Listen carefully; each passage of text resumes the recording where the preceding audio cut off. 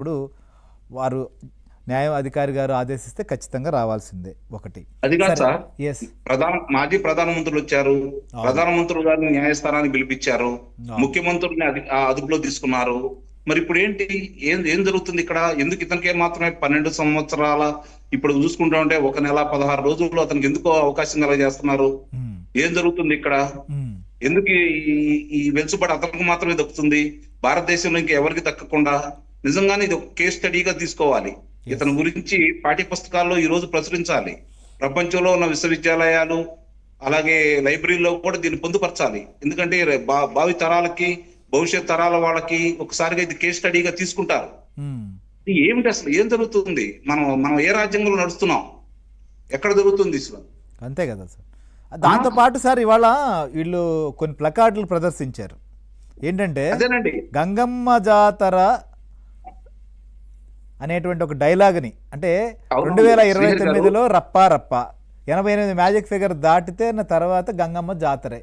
మనం చూసాం గతంలో అదేనండి. ప్రకాశం, గుంటూరు జిల్లాల్లో ఈ డైలాగులు రాసినప్పుడు తీవ్రమైనటువంటి విమర్శలు వచ్చాయి. సో ఆ తర్వాత అయినా రియలైజ్ అవుతారేమో అనుకున్నాం. సో ఇప్పుడు హైదరాబాద్ దాకా ఈ వ్యవహారాన్ని తీసుకొచ్చిన పరిస్థితి ఉంది. దీనివల్ల ఏంటి అసలుకి ఏం చెప్పదలుచుకున్నారు? అసలు గంగమ్మ జాతర అనేది చాలా పవిత్రమైన జాతర. ఇప్పుడు వాళ్ళు ఏమనుకుంటున్నారంటే, మొన్న గుంటూరులో చూశారు, వాళ్ళు ఆ ప్రదర్శన చేశారు. లేకపోతే మళ్ళీ ఆ తర్వాత వేరే చోట ప్రదర్శన జరిగింది. కానీ ఇక్కడ హైదరాబాద్ లో కూడా చూపిస్తున్నారు అంటే దాని అర్థం ఏంటి? మేము ఏం చేసినా చెల్లుబాటు అవుతుంది.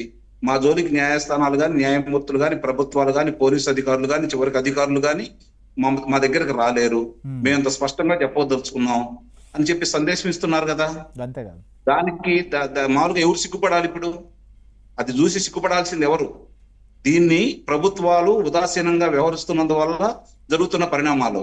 ఈరోజు తెలంగాణ ప్రభుత్వం, పోలీసు వాళ్ళు సమర్థవంతంగా, సరే అతనికి ప్రొటెక్షన్ ఇచ్చారా లేదా అనేది వేరే విషయం పక్కన పడేస్తే, ఎలాంటి అవాంఛనీయ సంఘటన జరగకుండా అతను న్యాయస్థానానికి వెళ్ళటానికి మంచి అవకాశం కలగజేశారు. ఏ హోదాలో కలగజేశారు? ఎందుకు అతనికి అంత కలగజేస్తున్నారు? ఇప్పుడు అతను వచ్చినప్పుడు అసలు ఈ ప్రదర్శన ఏంటి? దీనికి అనుమతి ఎవరిస్తున్నారు? వచ్చిన వాళ్ళని ఎందుకు ప్రశ్నించట్లేదు ఏ కారణం మీద వచ్చారని?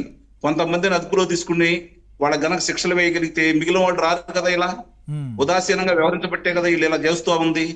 దీన్ని ఒకసారి ఆలోచించుకోవాలి కదా, ఏం జరుగుతుంది ఇక్కడ? ఖచ్చితంగా ఇది ప్రభుత్వాలు అంటే మన రాజ్యాంగం, ప్రపంచంలో మనకున్నట్టు గొప్పతనం అదే. తప్పనిసరిగా సార్. ఇప్పుడు ఎవరైనా సరే మనకు వారి ప్రభుత్వం ఇక్కడ పోలీస్ యంత్రాంగం అటు బేగంపేటలో కావచ్చు, కోర్టు దగ్గర కానీ లేదా లోటస్ పాండ్ దగ్గర బందోబస్తు ఉంటూ కంట్రోల్ చేయాల్సినటువంటి పరిస్థితులు వచ్చాయి.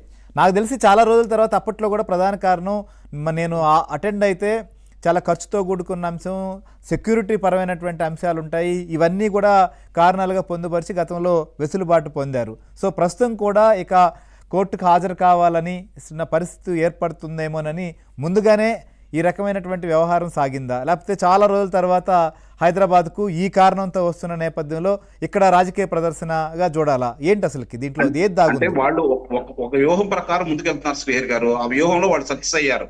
ఎట్లా? ప్రభుత్వాలు అయితే విఫలమవుతున్నాయని నేను భావిస్తున్నా. ఏ విధంగా? ఈ వ్యూహం ఏంటి అంటే, ఈ విధంగా మేము వచ్చాము, ఇంత అడావుడి జరుగుతుంది కాబట్టి భవిష్యత్తులో మమ్మల్ని రమ్మనొద్దు, మేము జూమ్ లో వచ్చి మాట్లాడుకుంటాం అనే సందేశాన్ని ఇచ్చాడు అతను. ఓకే, దానికి సంబంధించి అతను ఇంత ప్రదర్శన చేసి ఇంతమందిని పిలిపించుకొని ఈ విధంగా చేశాడు. అయితే నేను అంటుంది, జనవరి 10వ తారీఖు 2020 సంవత్సరం నాడు ముఖ్యమంత్రి హోదా వచ్చినప్పుడు ఎందుకు రాలేదు ఇంతమంది?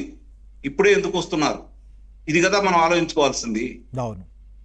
ఇది చాలా వ్యూహాత్మకంగా వెళ్తున్నారు వాళ్ళు. అంటే మేము ఈ భారతదేశంలో ఏమైనా చేయగలం అంటే, ఈ సామాన్యుడికి ఒక న్యాయమా శ్రీహరి గారు? అతనికి ఒక న్యాయమా? ఒకసారి ఆలోచించండి. ఇదే మీరు నేను న్యాయస్థానానికి ఈ విధంగా చెప్పగలమా? ఎలా చెప్పగలం? మనం షెడ్యూల్ ఇవ్వగలమా? ఎలా ఇవ్వగలం సార్? ఒకసారి ఆలోచించండి. ఇది ఏ సందేశం ఇస్తున్నారు? దీనివల్ల భవిష్యత్ తరాలు ఏ విధంగా తీసుకుంటే దీన్ని? మీరు అన్నట్లు ఖచ్చితంగా న్యాయస్థానాలు కానీ ప్రభుత్వాలు కానీ అందరూ ఆలోచించాల్సినటువంటి పరిస్థితి ఉంది సార్, ఈ పరిణామం చూస్తే కూడా. సో ఫైనల్ గా గుణపాఠంగా చూసుకోవాలి మన హెచ్చరికలు.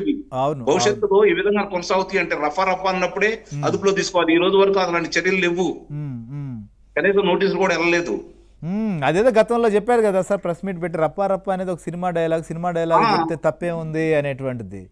అవునండి, అదే కదా వాళ్ళ కలిసి అవుతుంది. ఈ రోజు ఇప్పుడు మనం ఎంత మంచిగా చేసామా, ఎన్న కంపెనీలు తీసుకొచ్చామా, ఎంత అభివృద్ధి చేసామా అనేది సెకండరీ అండి. ఓకే. దాని ఫలాలు నిరుపేదలకు అందాలి అంటే ఇలాంటి బకాసులు దోసుకెళ్తా ఉంటే నిరుపేదలకు ఎలా అందుతుంది? ఎస్. ఒకసారి ఆలోచించుకోవాలి కదా.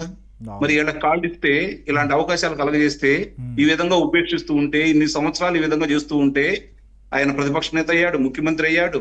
మరి ప్రధాన న్యాయమూర్తి గారు ఆ రోజు చెప్పారు కదా, ఆర్థిక ఉగ్రవాదుల కంటే ప్రమాదకరమని. అవును, అవును. మరి ఇప్పుడు చూస్తా ఉంటే దాని నిజమనే కనపడతా ఉంది కదా.